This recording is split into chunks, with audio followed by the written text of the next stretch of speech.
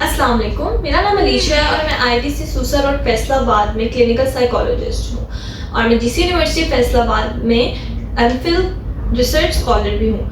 अब हम लोग बात करेंगे इस वीडियो में डिप्रेशन के ऊपर, जिसे हम आम लफ्ज़ों में मायूसी उदासी भी कहते हैं। हम मायूसी उदासी को क्लिनिकली कैसे डायग्नोज कर सकते हैं और फिर हम उसको कैसे मैनेज कर सकते हैं, हम इन सब चीज़ों के बारे में इसमें बात करने वाले हैं।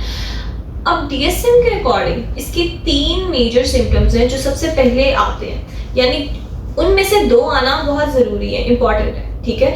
First one is anhedonia. Anhedonia basically है क्या? It's the lack of interest and pleasure in doing the things that we used to do, यानी वो एक्टिविटीज जो पहले हमें पसंद थी करनी वो करना छोड़ देते हैं। Second one is low mood. Low mood की वजह से रोना धोना के सेशंस आते हैं, recurring crying, weeping and crying sessions, और उसके बाद गुस्सा बहुत ज़्यादा आता है, एब्यूसिव अग्रेसिव बिहेवियर शो होता है।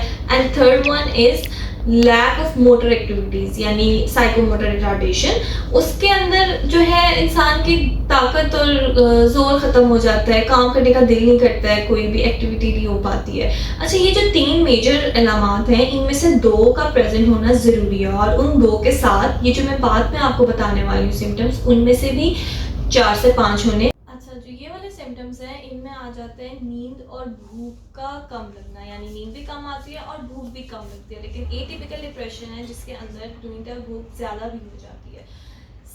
Second symptom is lack of attention and concentration, focus कम हो जाता है।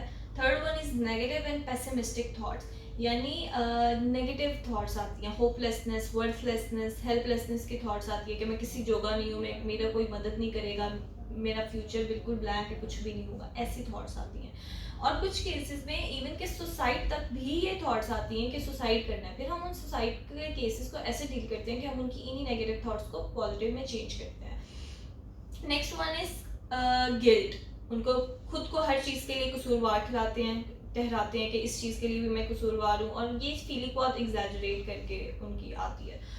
लो सेल्फ स्टीम, उनकी सेल्फ स्टीम काफ़ी लो होती है। अब ये सिम्टम्स हैं जो कि डिप्रेस्ड पर्सन के अंदर होते हैं। अब इसकी हम मैनेजमेंट कैसे करते हैं? इनकी मैनेजमेंट ऐसे की जाती है बातचीत के थ्रू, काउंसलिंग के थ्रू इसकी मैनेजमेंट की जाती है कि हम काउंसलिंग के थ्रू उनका लाइफस्टाइल को एक्टिव करें ताकि उनके हार्मोन्स जो है वो उनको पूरा करवा सकें, उनका लाइफस्टाइल एक्टिव हो, उनके हार्मोन्स पूरे हो सकें, उनके बॉडी में डोपामाइन रिलीज हो। दूसरा ये कि सुसाइडल केसेस में हम सबसे पहले उनको मेडिकेशन दे के नॉर्मल करते हैं और फिर उनके ऊपर थेरेपी और इस तरह की चीज़ें अप्लाई की जाती हैं। नाइस गाइडलाइंस के अकॉर्डिंग मेडिकेशन और साइकोथेरेपी, टॉक थेरेपी एक साथ दी जाए तो उनकी रिकवरी ज़्यादा देर तक चलती है और ज़्यादा जल्दी भी पॉसिबल है। अच्छा, साइकोलॉजिस्ट के रोल क्या है? उनका ये रोल है कि हम लोगों ने उनके अंदर अवेयरनेस क्रिएट करनी होती है कि आपकी प्रॉब्लम ये है, आपकी ये परेशानी है जिसकी वजह से आप डिप्रेस्ड हैं, ठीक है। और फिर उसी अवेयरनेस की वजह से उनके पर्सनैलिटी के लिहाज से उन्हें बताया जाता है कि आप इसको कैसे कोप अप कर सकते हैं, क्या इनकी कोपिंग स्ट्रेटजी है। और काउंसलिंग की जाती है, उनको बताया जाता है कि आपको क्या बीमारी है, उनकी साइक एजुकेशन की जाती है, उनको क्या प्रॉब्लम है, कि क्यों है, किस वजह से है, उसके क्या क्या सिम्टम्स है, और ये सब सिम्टम्स आपको इसी वजह से आ रहे हैं, तो आपको जिस्मानी इस तरह का कोई या ज़हनी कोई मसला नहीं है।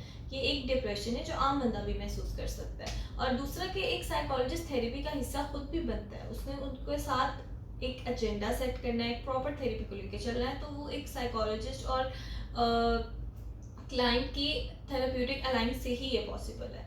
और आई होप कि इसके बारे में अवेयरनेस फैलाने में आप लोग भी मेरी हेल्प करेंगे और मेरा चैनल ज़रूर सब्सक्राइब करेंगे। Thank you so much.